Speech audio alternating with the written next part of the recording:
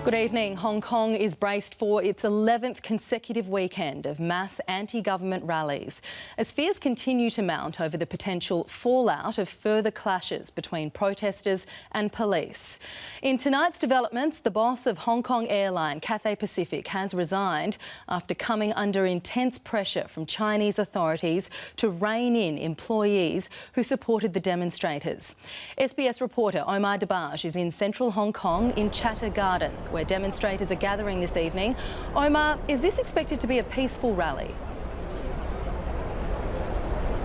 Good evening, Virginia. Yes, it is. And you can tell that on for a few reasons, mainly that the majority of protesters here tonight are not wearing masks. That's a sign that it is a peaceful rally. This was also sanctioned by police, acting as more of a precursor for this coming weekend. I'm going to step aside here for a moment just so you can see how vast this is in scale of numbers. This has only been going on for the last 35 minutes or so inside the park, Chatter Park, and it's already spilled out onto the streets. The demands tonight for this particular protest are calling on the United Kingdom to formally condemn China for breaching the terms of the handover to Hong Kong, and also, interestingly, for the United States to impose sanctions on Chinese officials here in Hong Kong.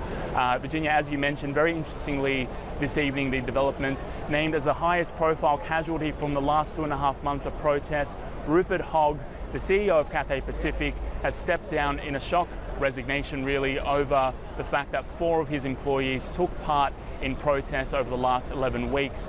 And this comes really following a day of Beijing amping up its rhetoric and its actions of intimidation against protesters, warning them as well that it is prepared, that it will not sit on its hands should the situation deteriorate further.